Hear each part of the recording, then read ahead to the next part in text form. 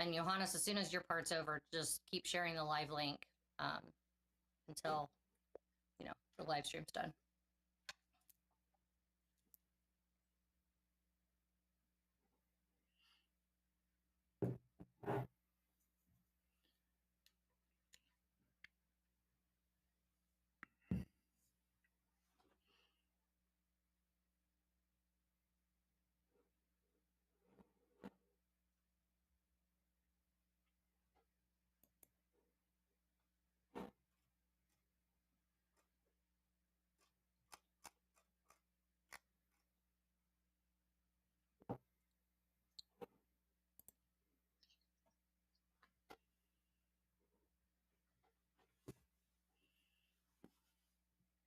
Hello and welcome to the Green Things Summit.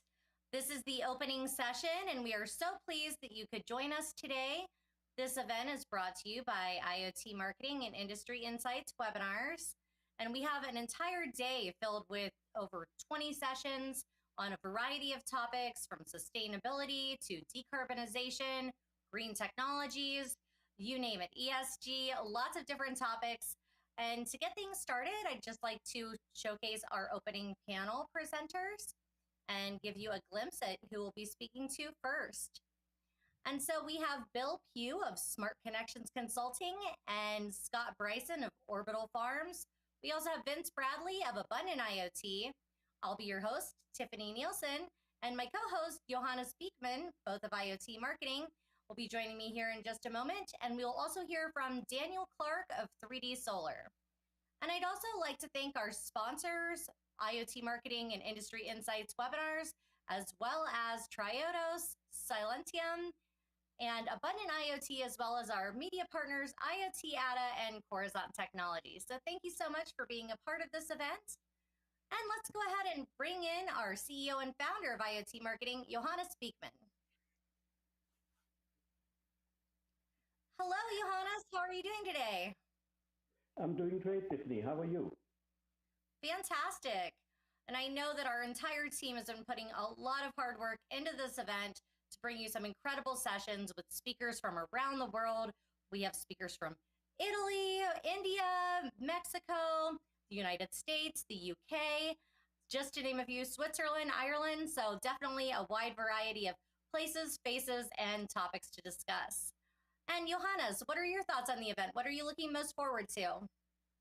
Well, first of all, we're not afraid to tackle big topics and big topic spaces. And as they go, sustainability is a huge topic space.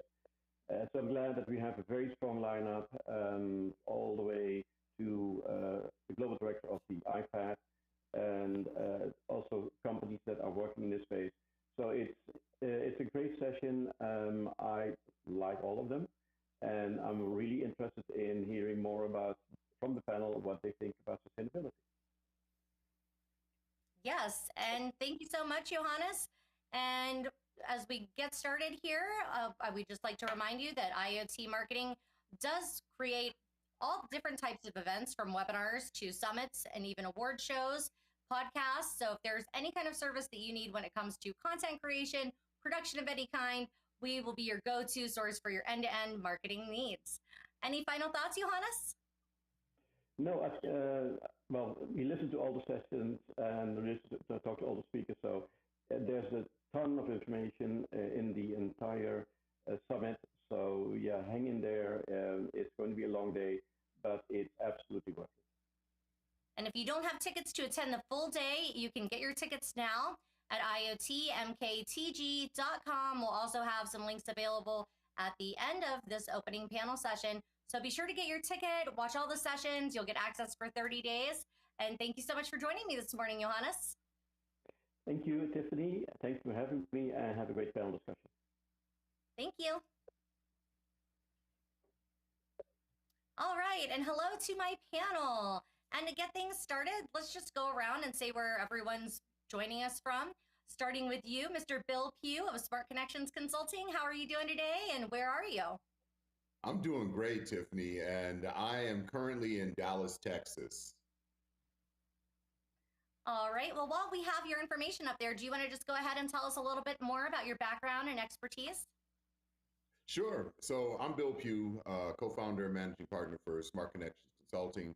We work with cities, utilities, public and private companies in terms of strategies to address smart city, any IoT related solutions, digital twins, of course, and just overall digital transformation as it relates to cities and municipalities. We do a lot with wireless data. And I mean, we are a one-stop shop for your strategies and bringing solutions to life. Thank you so much, Bill. And next, let's hear from Scott Bryson. And Scott is the founder of Orbital Farms. Scott, where are you today? And can you tell us a little bit about your background and expertise? Sure, Tiffany. Thanks very much for having me here. It's a pleasure. I'm talking to you from Toronto, Canada. I run a company, as you said, Orbital Farm. What we do is develop green industrial parks. So we try to integrate existing technologies from carbon capture systems to renewable energy projects to green hydrogen production, so that we can develop supply chains for large industrial customers and investable assets for institutional investors. So these types of systems that can really make large and fast changes to our supply chains and accelerate the pace that we're developing technologies for sustainability here on Earth. And at the same time, our technologies are really inspired by and taken from and working towards developing large-scale life support systems in space 20 years from now.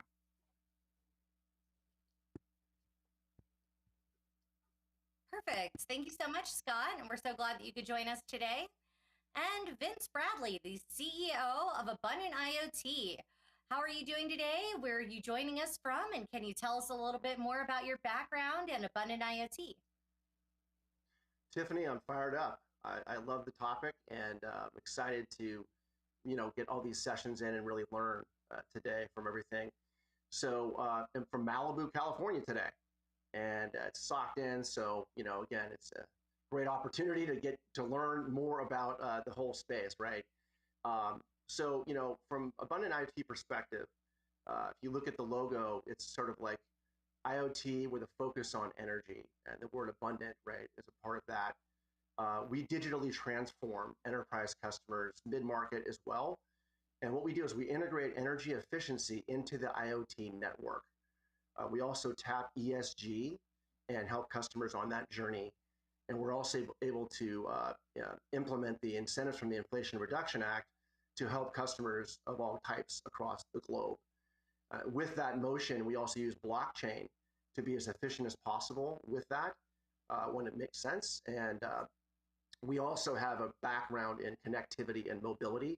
And so we can kind of come in from both sides, right? We can take the IoT conversation and the energy conversation and put them together.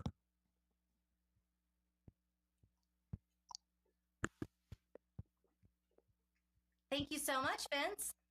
And for anyone that does not know me, I'm Tiffany Nielsen, and I am the CMO of IoT Marketing and also the creator and host of Industry Insights webinars.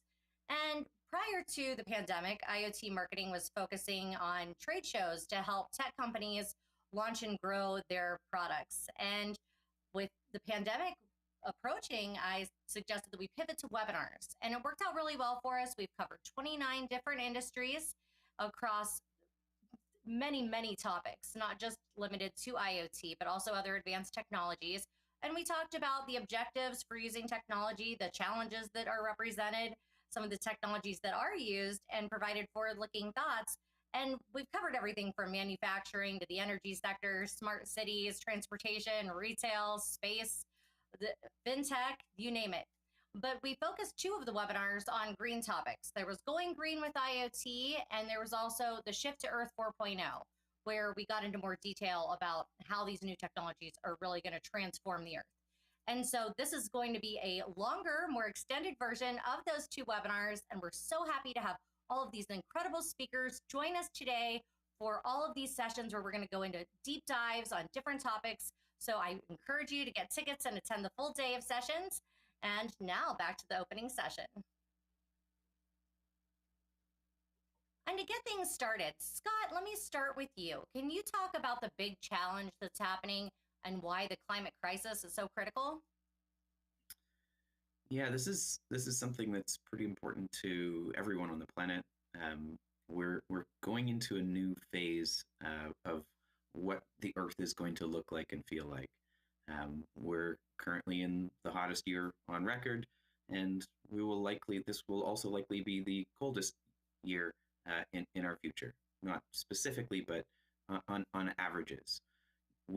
What this means to our infrastructure, what this means to our agriculture systems, what this means to the volatility of our climate is pretty significant changes that we're going to need to get used to, but we also need to take proactive steps immediately on trying to address some of these challenges. What the direct problem that we see and the impact that we're going to feel in our agriculture system and what we're feeling right now, we see globally inflation rates on food prices increasing significantly. And these more volatile weather events and the more volatile system really begins to drive some of those changes in the agriculture sector. We also see this in the energy side of things for energy resiliency needs for businesses, for industrial systems, for our homes. Having the ability to have backup power systems, having the ability to have and develop and deploy renewable energy systems in a completely new way than has been developed in the past. And so we're in this moment of complete transformation of how our large-scale systems really function and operate. And the decisions that we have in front of us as business operators and owners, or even just employees, is really thinking through our supply chains, really thinking through our procurement strategies, and how we're really going to build our businesses and build our system overall so that we can thrive and survive in a very new, really unknown environment that we're walking into. And so the best things that we can do is really begin to attend at sessions just like this today, really learn from a lot of the experts that are really at the cutting edge of the technologies, from renewable energy to hydrogen to IoT systems. These become the critical infrastructure systems that really, were before just allocated to really large assets that weren't really our problem, and we paid our electricity bill, or we went to the grocery store and we expected the light switch to turn on. They previously weren't our challenges, but now this becomes something that needs to be managed by businesses and individuals in a much more granular stance. So informing ourselves and really understanding further of the problem, of the challenges, and therefore the opportunities that this presents is a really good moment. And so I think attending here today and being part of this and learning about some of these bigger challenges that we're exploring is setting us all up prepared for the next stage. Thank you so much, Scott. And as we look at some of the transformation that's happening, a lot of it is happening in cities. And there's no one that knows smart cities better, in my opinion, than Bill Pugh. And so, Bill, can you tell us a little bit about how cities are going more green and the green smart city strategies that you're seeing transform cities, and maybe give us some examples as well? Sure. I mean, I think it's important for everyone to realize that when you look at cities as a whole, sustainability and initiatives like their ESG initiatives, like their LEED for their new buildings, LEED Platinum desires and efforts, net zero, decarbonization, all of these terms and initiatives are all driven around the sustainable need and the sustainable efforts that cities are taking today. But it's hard to get your arms around. If you look at the roads, I mean, there's sustainable material that needs to be, deployed and used in the repair of roads.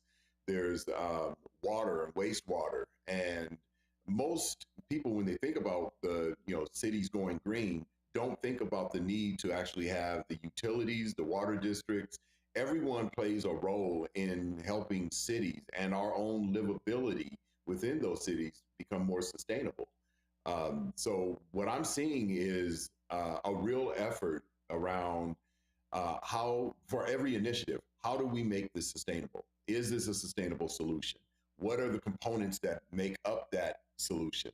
And the cities are, beginning to challenge those things because they have these specific initiatives that by 2030 we're going to be here, by 2040 we're going to be here, and ultimately we all need to be net zero.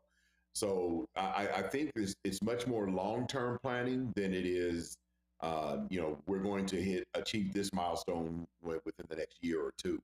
It really does take quite a bit of time to consider the public-private partnerships that you're going to need, the relationships that you're going to need with your other providers, so that drives itself into a measurement across the board, because each one of those entities has their own set of sustainability initiatives that they need help with as well. So it's really a unified effort across the board. And so, when cities create their strategies, they need to include the utilities, the other manufacturers of materials that are used within the cities.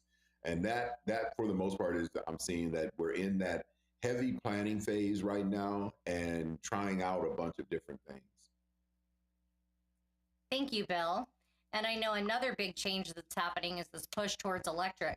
And we have a great session later on today from Kasturi Gamatham from Shell, and she's talking about moving green. So be sure to attend that one as well. And Vince, I love all of our different perspectives. So can you tell us a little bit about the challenges that you're seeing and the push towards things moving more green? Absolutely. And, similar to Bill, we talk about the enterprise, right? He's talking about smart cities, smart buildings. We're more focused on enterprise, although we do kind of cross over into smart cities, smart building. So, Bill, we're going to have to connect more about that. But at the end of the day, there's some huge challenges right now. I mean, obviously, GHG is a key acronym, greenhouse gas emissions, right? Understanding that, back to the point made, education, so important right now. So people understand these things. These emissions are skyrocketing. You see energy events, it started a couple years ago, right? Uri down in Texas. And I was on a panel a few weeks ago at the Energy Marketing Conference talking about that and how AI was able to help with that. Like, for example, we have an app, and our customers that had opted in were able to actually switch their power that day, right? Instead of getting crushed by the variable and the volatility of the energy markets. So this kind of technology is so important today. And that was 2 years ago. It's come a long way since then. So, but again, we're seeing, these kinds of events, the cold winter in the West, to Scott's point, the warmth in the East, right? It's just been one of those years. It's very different. We're seeing all these things come up, and it's time to address them. But it's definitely a moving target. I think that's a theme we've all talked about today, is that this is very hard because things are changing so fast. As we're trying to make this change within our process and our motion, it's very difficult, right, with all the moving parts. So one of the things we've done and been successful with is, these sustainability initiatives, right? So ESG, is the key there. Very important point. Inflation Reduction Act and other act incentives being implemented, and the education on that as well. And so that is my theme for today: is get in the know about these things, because there's so much here to be tapped into. I think some of the challenges that we've seen, like, we saw really serious concerns with rig mining, for example. There was a situation where, it was very hard, right, to address that in years past. That's lessened now, but we are still looking at distributed generation solutions to implement so that we have green data centers. And so, again, the data centers, right? Their sustainability is a huge thing for them, and they're a massive user of power. So it's very important. Unfortunately, that is a journey. It's not really just a destination. At the end of the day, it takes a long time to go through these processes, right? And retrofit these buildings and work on all this, especially in light of the pandemic and some of the recent financial issues. I mean, there's a lot here blocking the ability for this journey to happen faster. So, for example, while we have a green data center motion, we can help companies to actually put together a green data center. But there's, again, it's that journey, right? It's a long process. It does not happen overnight. Microgrids really help, right? basically a battery backup connected and with your solar, but that also takes a lot of time. So, again, back to the education, so important. The light switch example, right? People forget, you don't have the internet without power, right? You walk into a room, people need to start realizing you leave a room, you turn off the light. It's that simple. I bark at my daughters all the time about it. And again, it's just one of those things we all have to kind of jump into at this point. BCDR, which is business continuity, disaster recovery in the telecom connectivity space. We used to talk about that all the time as our background. And now it's a situation where these microgrids can keep us up and running, right? Helping that process. As an example, we haven't been down here on the property for 3 years because of the implementation of a microgrid, as an example. This needs to be the new norm, and it needs to be part of our ecosystem going forward. Thank you so much, Vince.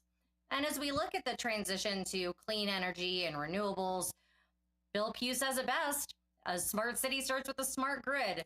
So, Bill, can you tell us your thoughts on the energy transition and why a smart grid is so important to this process? I mean, you're right. I've said it a lot that, you literally cannot have a smart city without a smart grid. I mean, I think we take it for granted that energy is always going to be there. And I think that, over the course of the past couple of years, I know Texas recognized that you can't always depend on the energy being there. We're fraught with issues along the way with respect to aging infrastructure, which is now being talked about and kind of dealt with through the energy, through the infrastructure bill. But it really does start with going back to fix your foundation. You have to have the energy delivered across the board, right? Your traffic lights need it. Your water needs it, right? You have lift stations that require energy to actually pump the water and then deliver it to its endpoint. Without having alternatives to fossil fuels, we're going to hit a brick wall, because we will never be able to reach those sustainability goals unless we have distributed energy resources, unless we have the solar, the wind, the water, and the creation of community energy storage in the event of disasters. All of these things tie back to the grid and its resilience and its ability to self-heal in the event of issues. Like, the biggest thing from a distribution perspective is you have the foliage fall on the lines, power's out. You have this crazy weather that we're having with the heat and everything like that, and transformers are beyond the operating threshold. Communities need to be able to rely on natural resources to actually run their homes. So that and we're just now hitting that technological capability of dealing with those things. People thought initially that I got solar, I'm good, I'm going off the grid. No, you're not. That's not going to happen that way. You need bidirectional PV in order to actually sustain and share that energy. We're just now hitting the point where those photovoltaics are being installed. The notion of electrification is going to have a huge impact on all of this. So you have vehicles that are charging, you have solar, you have storage. Now you need this to proliferate throughout the community so that everyone can kind of participate in all of this. So I see, again, a marriage between the utility and the city is absolute paramount if we're ever going to achieve any of the goals that we are talking about today. In one way, shape, or form, they have to become that partner in there, and the sharing of data is huge, because you get a brownout or a rolling blackout within a city, they have no idea what's going to happen. It's the utility that's actually controlling that. Well, through partnership, they should be able to inform those that live in the city that your power is going out at this time. We know that that's happening. Battery backup should be installed along the corridors to ensure that you don't lose your street lights. it all has to operate in harmony, and I see it starting with the from the point of distribution down to the transformer, down to where it kind of forks off, and you have your distributed energy resources and your storage and a way to actually monitor and manage all of that. It's moving. It's just not moving that fast, and we need to stay focused on that infrastructure piece. So I'll continue to say the infrastructure bill has tenants built into it to address just about all of this stuff that we're talking about, from the material in the roads to electrification to the aging infrastructure to operations and efficiencies associated there to buildings to vehicles and everything. So for me, it starts with the utility and their alignment with the city. Thank you, Bill. And I know that you and Scott share similar views when it comes to the grid. And Scott, can you tell us a little more about your thoughts on renewables and especially energy storage? Yeah, Bill hit a lot of the nails on the head there. The Like I was alluding to earlier, the grid and the way that our energy is delivered and the way that we consume energy, both at the household level and the businesses level, is in this moment of change. But the good news is that these technologies exist. Like we don't have a magic technology that needs to be developed and brought to the right scales. We have the solutions. What the decisions really are held up in budgetary decisions, on decisioning on which specific piece of technology to implement, how you're going to support and manage those systems. These are, in the grand scheme of things, mundane things that are holding up and blocking up the deployment of these solutions and technologies. So that's really the phase that we're at, which is a good place to be because we know how to solve some of these problems when we're motivated behind making these decisions. So that gives me a lot of hope for how these are going to get deployed and rolled out. From the energy storage side of things, this is a really critical thing for individuals to think about from their homes, for businesses to think about their backup power systems and operations, especially data centers and operations for other critical infrastructure like water and food production and distribution systems. These really need to have a much more robust strategy in terms of how they're thinking about their energy platform, regardless of renewable or not. These weather events are really driving that need. And anytime that you're making these large infrastructure decisions, these are long-term decisions because one of these assets are going to last you 10 to 25 years of time. And so you have to think through long cycles for this. So some of the different energy storage technologies that we've got today, the battery systems that we've developed and have been really driving forward for the electric car industry and the battery home storage systems, these are really great to be able to support peak power needs, short-term periods of energy storage, so under 4 hours of time period. When you start to think about how am I going to have a system where I could have a solar array producing enough power to be able to charge an energy storage solution that could last all the way through the night till the sun comes up the next day, these longer time periods of energy storage, we need to start thinking about other systems other than just a huge array of lithium-ion batteries. They're not really the right type of solution to have multiple cycling times. No, but we've got new technologies and existing technologies like phantom flow batteries, for example, like utilizing hydrogen storage systems at larger industrial scales, flywheel type of systems. There are a variety of different tools at our disposal that have already been de-risked, and we do know the stage that we're really at, though, is these technologies need to be deployed, and we need them in every city. And that's really going to be, we're going to start to see the cities that are adopting these and the communities that are adopting these at the city level and at that local level.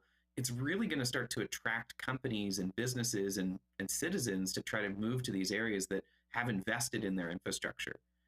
And when we have the flexibility of remote working and we're all calling in from our respective businesses or homes all across the world, this mobility really gives us the flexibility of which city do we want to live in that is really tying to what is important for our family and our life. And those pieces of investments and those first mover advantages that cities are going to have and companies are going to have with that resilience built in, that's going to prove dividends in the long term for these cities and where we're going to attract people and where we're going to continue to see growth in business and investment. So I think those are really important things to think through. Thank you, Scott. And I'm glad you brought up hydrogen. That's one of the topics that will be in a session that we'll be covering later this afternoon from Luis Carvajal from Siemens Energy, as he talks about the green H2 revolution. And also some other really innovative ways to approach the energy sector. Drones are being used. We've got a great session on that will be taking place this afternoon from Richard O'Hearn. And Ai-Chin Cheng is talking about night solar. Yes, nighttime solar panels. Apparently, it's something new coming, and even algae energy. So all kinds of new things in the works. But Vince, you also have kind of a new approach to energy. Can you tell us more about EIoT? Absolutely, Tiffany. I love this this whole conversation. Great stuff, and all the things you just mentioned. EIoT, it technically means how you're using the data in the IoT network. And what we've kind of done is said, hey, look, this term really makes a lot of sense for a lot of people to understand better what, integrating IoT with energy really is. Think about it this way. It used to be, 10 years ago, a lot of this stuff didn't have sensors, so you couldn't implement it into an IoT network. The question now is, why have two disparate networks? Why do you have the IoT and the energy network separate? Makes a lot more sense to integrate them together. And I think, we're touching on some of those things. And so, I'm not sure if there's an image up right now, but the image does give a good example of that, showing the elements of energy efficiency. You can see on the left and right, kind of how they're part of the IoT network, right? How they fit in and a non-disparate motion. And so IoT, it's not just mobility. A lot of people talk about IoT/mobility. And I object. I say, well, wait a minute. Energy is a close second in the TAM, in the total addressable market in IoT. Mobility is 40% and energy is 30%. So it's a very close second place. So why aren't we focusing on it? And that's exactly what we do at Abundant IoT. So, and also, you look at blockchain as it relates, right, to long PHY and decentralized storage. I love this. I love talking about IoT because it is sustainable. Let me give you an example. We built a better mousetrap. And when I say that, I mean it literally, because, again, there's a mousetrap where, hey, if it's occupied, then they get notified, right? Well, that is way more sustainable than someone driving out to check that trap every day. And unfortunately, we're still in that situation where there's a lot of that activity, right? So again, a lot of people talk about, well, how can carbon sensors, how can they be sustainable? The efficiencies created from IoT and especially EIoT are tremendous and far-reaching. And so when you implement blockchain, you're bringing immutability, right? It can't change. You're creating a situation where you're future-proofing businesses and process across the board, and also like in storage, decentralized storage, it's way less expensive, and it's using way less power as a result, right? So these are really important things. Integrating energy can also help fund the entire EIoT project. So because the energy efficiency incentives I alluded to earlier can help that project, right, in general. So we work on that. We even now have a harmonic filter. We were talking earlier, Bill was talking about transformers, and there's all this different equipment that goes into the network, right? Well, that creates harmonics. Solar and LED lighting even create harmonics. We're working on a bundle right now where we sell the harmonic filter along with the energy efficiency equipment for that reason. So again, it's planning, it's education, and part of that is also the ability to have that redundancy, right? That filter helps to protect that equipment. Bad power, that's harmonics. That's what it really is. So when you hear bad or dirty power, you know what that is. And this is another way we're addressing it. So enjoying the process and enjoying EIoT. Thank you so much, Vince. And as we look at the energy transition, it's really a key player as we look at all of the new technologies coming out, because without energy, how are we going to power these new technologies? And today we'll also be talking about green technology strategies. We're going to be talking about edge. We also have a great conversation from William Herder from Microsoft talking about open AI and generative AI. And Johannes Beekman also has a session on AIoT. So really great sessions. I really encourage you to get that ticket and join us all day.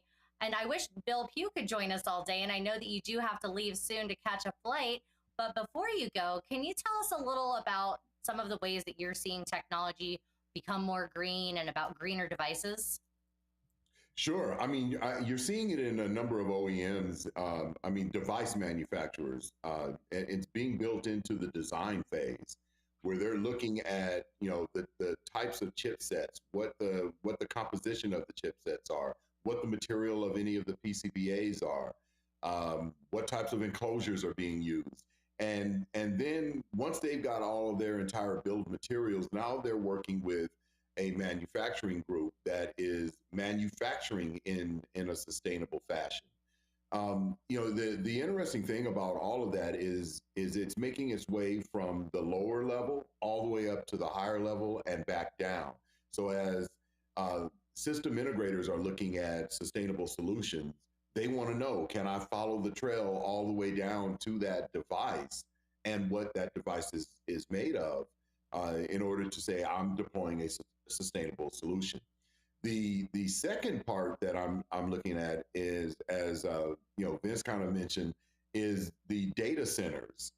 So you can even have sustainable solutions and everything like that, but if we're not cognizant of how we're building these machine learning models and these AI models and everything like that, all of that good work goes out the window, because the amount of energy that it takes, the amount of CO2 that it produces to train these models, kind of wipes everything away. So we have to be end to end cognizant of what we're doing and how we're doing it. And so at the end of the day, again, it comes back to the energy piece and what we're doing in collaboration and cooperation with both the energy providers, where the energy is coming from. You know, if a manufacturing plant is using distributed energy resources for that, so if they've got their own solar, they've got their own storage, and they are operating on their own, the next step is they've got to understand, how is the HVAC operating? When is it going on? Is it smart?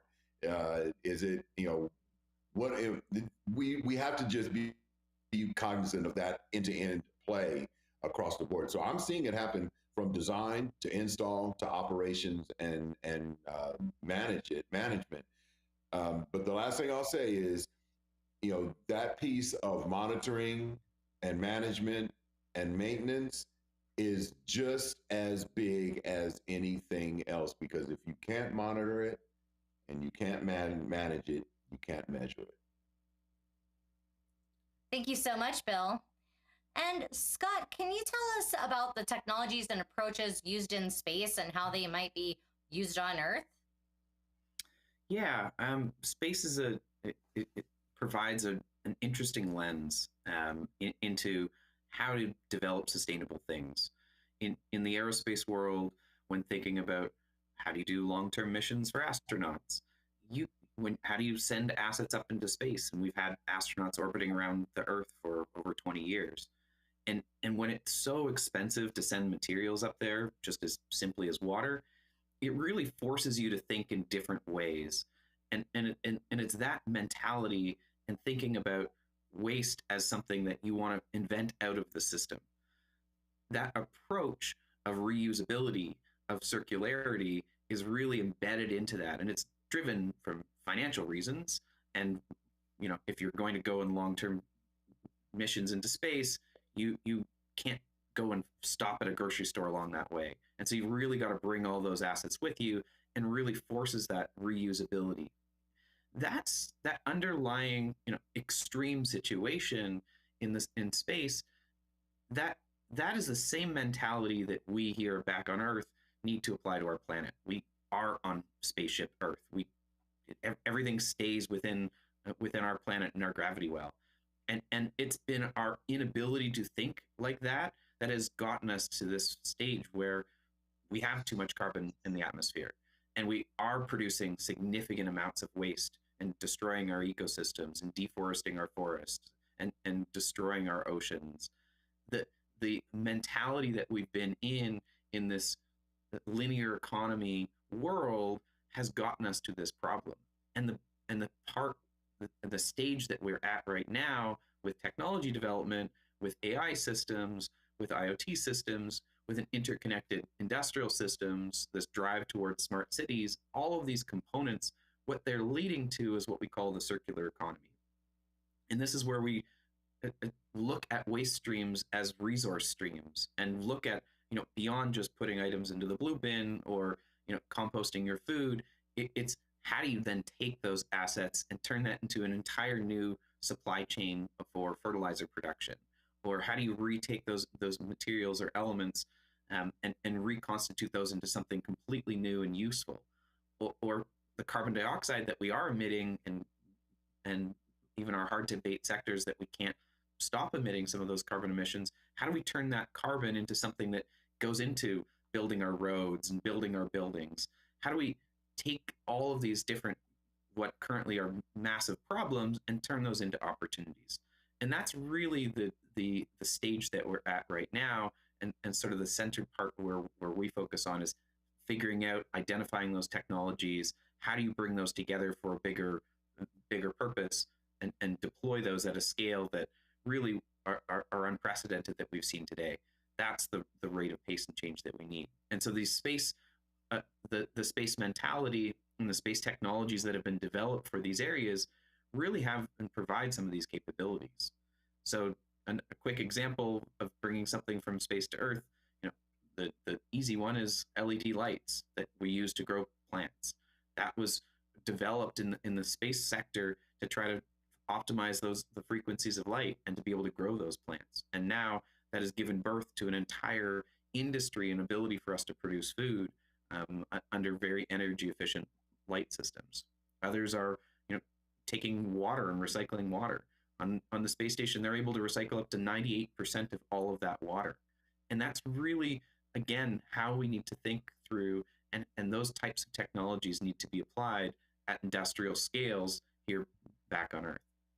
And so those are the ways that those become directly applicable beyond just satellites monitoring and telling us and showing us where we have large methane leaks, where we have algae blooms happening, where we have significant amounts of pollution that need to be addressed. Those are the obvious locations, but really focused in the entire life support systems for space and how we develop those life support systems for Earth. Thank you so much, Scott. And I know that Bill Pugh does have to leave to catch his flight. So thank you so much for joining us, Bill. And we're going to cut to a video and preview of one of the companies that will be featured during the Green Things Summit, which is 3D Solar. It's 3D printed solar panels. And when we come back, we're going to hear from Vince Bradley about ESG.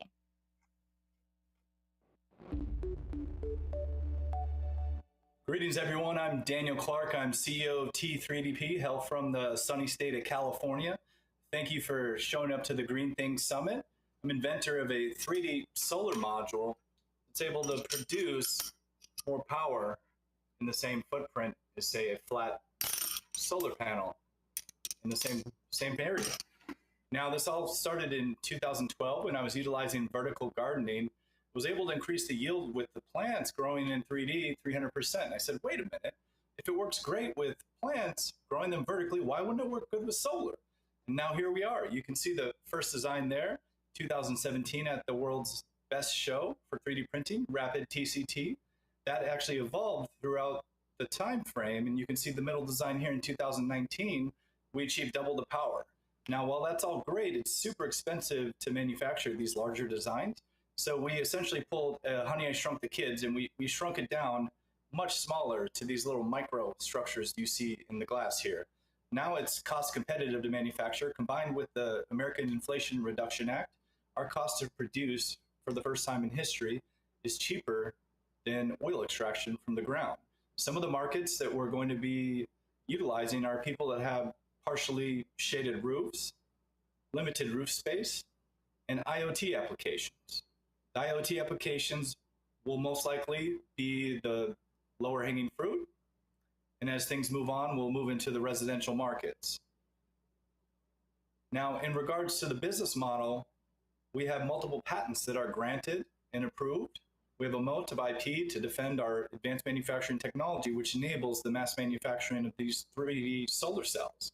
Normally, you would need ASML lithography equipment and other machinery that just is too expensive to scale something like this. We've been able to overcome that with our advanced manufacturing technologies like volumetric 3D printing, sub-zero molding as a polymer, and we're excited to be here and appreciate you taking the time to listen to this. And we're the authority when it comes to high technology, T3DP. Thanks for tapping.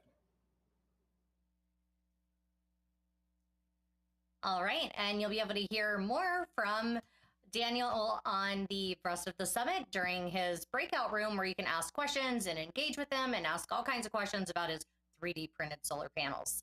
And solar is a common theme throughout the summit, so be sure to attend all of those sessions. Really interesting information coming out about solar and all renewables for that matter.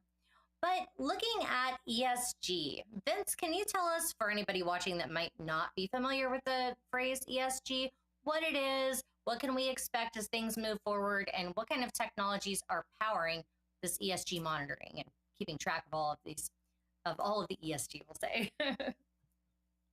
I'm still enjoying the 3D solar. That was awesome. And the conversation about IoT, right? It's so relevant. ESG, what a huge topic, what an important thing, and what a confusing thing, frankly, right now out there. So many people don't even know about it. And when they hear about it, they don't really understand it. And so, yeah, I'd love to talk a little bit about it. So ESG stands for Environmental and Social Governance. And I strongly recommend that you read up on it. There's tons of information on the internet. And I think the most important thing right now to read about is, the current motion. It's a very hot topic, but at the end of the day, it's really more of an enterprise motion today. And it's really an investor motion right now. And the reason I say that is because if a company, if an investor is looking at companies to invest in, especially now in light of what's happened this year already in the markets, you have a situation where they may look and say, hey, this company has a low or no ESG score, right? They're not doing anything about their carbon rating. And that's, by the way, that's kind of what it is. It's, like a D&B or even a FICO score, everyone has a carbon rating right now. Just most people don't know it. Obviously on the consumer level, it is a thing. But again, right now, it's more of an investor motion and it's more of an enterprise motion. So when you talk to enterprise customers, and we do, every day, and when we do, we talk about ESG, and they all really want to understand this better and understand what they can do to get on the path. And so in unpacking some of it, again, that's kind of where it's at right now. The COT conversation is so key. I mean, eventually everyone's going to be affected by ESG. So current state, focusing mostly on the E of ESG, the environmental part of it. I think that, you look at the whole enchilada, and that's a big, big project. It's going to take a lot of time and energy. And as a theme of this call, this is a journey. It's not a destination. It's going to take a long time for these things to take place. And that's why we like to unclutter the confusion about it. So, it's truly an enabler for collaboration. So when you talk about ESG education, that's kind of where we come in. We try to help. We do what I call consulting light. We are not ESG consultants. That's a thing. And you can find tons of them on the internet. But what we do is we kind of help customers out with the journey. So we help them if they're involved in an EIoT project with us, or even just an energy project with us. We can help them with that as part of the motion. So, we talked a little bit about the infrastructure bill. We talked about the Federal Inflation Reduction Act. I would say strongly that everyone should try to combine these things together. ESG combined with these incentives that are out there. Think about it this way: it's a magic combination because, first of all, you're saving a ton of money by tapping the Inflation Reduction Act, right? Incentives. By the way, there's over $100 billion in incentives, and they are barely tapped. However, there is a lot of motions going right now. So even though it got a slow start, right? It's been 9 months, I think 8 months actually, and the implementation happened about 6 months ago. It really hasn't been tapped nearly as much as you would think, but the funnel for it is massive. So get involved now and get in that combination. When we talk about this and we talk about some of the other products involved, right? So I just want to mention a couple that we haven't talked about yet. Loved how Scott was talking about water earlier. Well, as an example, there's technology. I mentioned the harmonic filter earlier. There's also technology that can help you with water. There's a valve that takes the air out of the water, literally, so that in front of the meter, you're just using less water, right? All of these kinds of technologies are part of this journey, and they're all super important to know about. So I guess at the end of the day, it's really understanding what's involved and just starting the conversation. So that, just starting to talk about it is the next steps, I think, for ESG, and also doing the research. Because again, back to the theme of this call, it's education and it's a journey, and it's going to take some time. But we all need to jump in. So that's ESG. That's a kind of a scratching the surface there. Thank you so much, Vince. And I love that you brought up investment, and not to keep plugging the incredible sessions that we're going to have featured throughout the day at the Green Things Summit, but we do have a great session, latest investment opportunities in climate decarbonization and the blue economy from Helen Taberos. And we also have a clean tech, M&A, and financing trends keynote from John Thomas of Stout, and 2030 megatrends. Lots of valuable information of where you should put your money when it comes to clean energy. So lots to learn there. And Scott, I could throw about 1 billion questions at you just based on all of the other sessions that we have coming up later in today, because a lot of what Vince has shared and Bill has shared and you've shared, it comes back to everybody needs to kind of be in communication. And, there's private public partnerships. There's things that you can do on an individual level, on a company level, lots of things going on. And it's all this race to kind of fix everything that's going crazy right now with the environment and climate change. And so, Scott, can you tell us your thoughts on all of what's happening, where it's the public-private relationship, how companies can leverage each other? I know you gave a great example about some of the heat from data centers, and maybe just break down what can be done at an individual level for us in a short form. I know that's like an hour-long question, but please give us your thoughts on that. Sure. Yeah. Let's start on the individual level. There are many things we can do at home. Start with your food waste. 50% of all the food that we produce, fresh food that's produced, is wasted. So that doesn't necessarily start from when you pick things up at the grocery store. It starts at the farm level, but significant amounts of food waste also massively contribute to methane emissions. When this food goes and gets buried underground in a dump, that produces methane and gets emitted. So first, just at home, start really thinking about what else can you do with your food. Have you really used that as much as you can? Have you made a soup with the elements? Those are like practical everyday things. And when you're buying food at the grocery store, this is the highest frequency purchase decision that you have in your life. 3 times a day, you're choosing what you're going to be eating. You're buying food on a weekly or monthly basis. These purchase decisions have huge impacts, and choosing things that are more local is generally the calculation for what is better from an environmental standpoint. What we're seeing now is supply chains being much more transparent, using blockchain systems, and you're going to be able to see on labels and at the grocery store level carbon footprints of different products, because they're significantly different. Choosing to have a burger versus having chicken has a massive difference, and that's driven by the fact that cows are just really inefficient in converting food into cow. And so these components are really important from our day-to-day lives. As we said, considering putting solar resources, battery backup systems, switching to more transportation, living in communities that are more walkable. All these things from an individual's decision make significant impacts.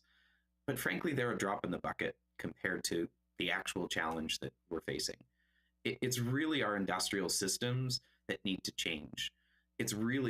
And those are really driven by the big corporations that we all rely on for these products. It's those decisions at the company level that really make the largest impact and have the ability to make changes incredibly fast.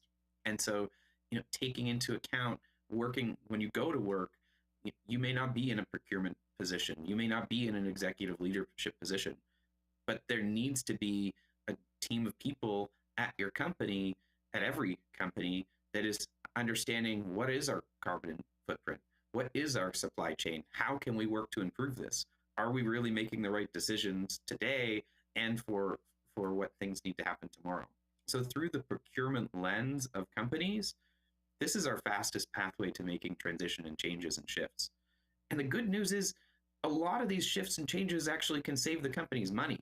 So when we talk about sustainability, and when we talk about things from a more sustainable standpoint, renewable energy systems are cheaper at producing energy than fossil fuels, just from a dollar per kilowatt hour perspective, let alone the environmental cost and impact of a coal power facility, for example. If you live anywhere near one or drive by one or just look at it on Google Earth, you can see the blackness, and you can see in the community the impact that soot has on the environment. It's very evident. And so the decisions that we make at our companies, the decisions that we help influence our companies to make, those are the biggest changes that we can make. Policy in the United States has done a significant amount of work through the IRA to give a carrot type of approach to make really large shifts and changes. This is really a great motivator, and policy is a really fantastic element for change, and more countries need to implement that. Here in Canada, we've gone with the stick approach with taxing and putting carbon taxes on systems. So we'll see how these two approaches play out over the next few years and how they work to incentivize big corporations and big industrial systems to change. And just lastly, for the investors that are out there, and even individuals as well, if you have a pension, if you work with an insurance company, which you hopefully do for your car, for your home, or for your life, they all make long-term investment decisions. The financial institutions of our pension funds, of our sovereign wealth funds at the country level, of our banks, these corporations are the ones that hold $100 trillion of wealth on the planet. And that money is currently invested in a lot of oil and gas facilities, in a lot of fossil fuel systems. And so pushing or driving change at your pension fund, at your insurance company, at your bank, the consumer level push, the employee level push to make those changes and shifts, the investor level push, and especially those groups of people, those are the decisions that really are going to make shifts happen much faster. And in order for us to get through all of this, that's what we really need to deliver. We need to move at changes that are 10 to 100 times faster than we're currently moving right now. And that's the way that we can individually do it. Thank you so much, Scott. And as we look at some of the upcoming sessions going on later today, you can get your ticket now to attend all of those at iotmktg.com. The link is there. There's a QR code for you to download. And looking at some of the topics that are coming right up, this is a preview of all of the speakers that will be featured during today's amazing summit, and looking at some of the individual sessions. First up, after we are closing the opening panel, will be the Sustainability and Transformational Business Explored by Jay Mather. And this is a really incredible and fascinating keynote that he has prepared that I was blown away by. So definitely something to watch there. We've got an amazing 30-minute fireside chat with Helen Papper, the United Nations International Fund for Agricultural Development fireside chat coming up. Fantastic conversation there. And then we're going to jump into some of the technologies that I mentioned earlier, green technology strategies, a great edge session with Triodos and Matt Samuelson, AIoT. We're going to talk with Microsoft about OpenAI and generative AI.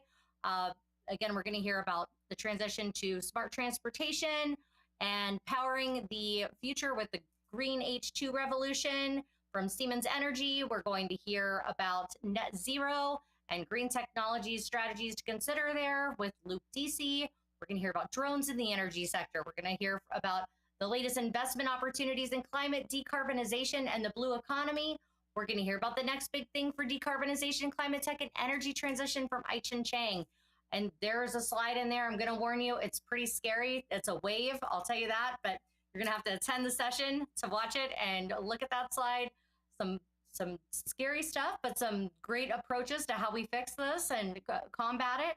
So definitely check that out. We've got Rob Tiffany talking about Agriculture 4.0, an agro-technology conversation about a food desert solution using vertical farms, a sustainability fireside chat, also customer experience and the green economy, and the clean tech M&A and financing trends. And to wrap things up, we're going to close it up with the supply chain and sustainability keynote with Alicia Herman of AWS. So definitely get your ticket now to attend all of these sessions. And I know I have a million more questions for both Scott and Vince, and you'll be able to ask your questions maybe to them too. You get access to all the content for 30 days. You can message them in the app, on the platform. You can use your website. You can use your phone. It's a great platform. And as we wrap things up, I just want to thank all of our sponsors again: Triodos, Abundant IoT, Silentium, IoT Marketing, Industry Insights Webinars, IoT Ada, and Coruscant. Thank you so much for joining us today. Thank you to all of the speakers who participated and spent your valuable and appreciated time creating this amazing Green Things Summit. And as we wrap things up, Vince, is there any final message that you'd like to share? You know, this is great stuff. And at the end of the day, really just to add one more element, which is the business part, right? Scott did a great job covering the consumer part of it, but it is amazing what's out there today. I mean, again, we talked about the IRA, the federal IRA, right? But things like, I think my favorite one of all is the 179D.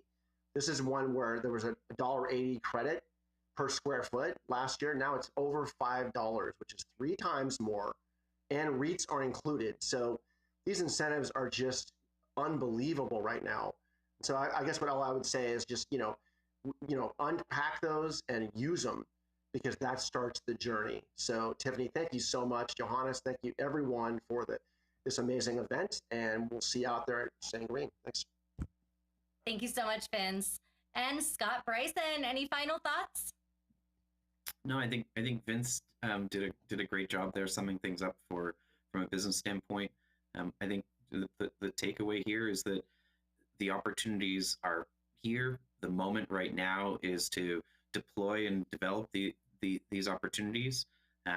We need to transition faster than we can. And if you're an investor, this is likely one of the most exciting opportunity moments to be able to capture this. So being part of this industry, being part of the green shift and transition is the right thing for companies, people, and investors. Thank you so much, Scott. And for anyone watching that is going to join us for the rest of the day in the live stream or on the app, give us just a few minutes until the next session starts. Since this one was streamed live, it'll be just about, I don't know, maybe less than a minute before the next one starts. So just give us a second there as we transition to this great keynote with Jay Mather. And also, if anyone would like to participate in some of our upcoming events, we do have the Summit of Things coming up in October, which will be a 3-day summit, and it will feature one day purely 2 green technologies. So if you are wanting to learn more, you can attend. If you would like to speak or sponsor, get a hold of us at iotmktg.com. And I hope you enjoy the rest of the sessions today and got something valuable from this conversation. Have a wonderful day, and we will see you later today at the Green Things Summit as it continues. Thanks so much, everyone. Thanks, Scott. Thanks, Vince.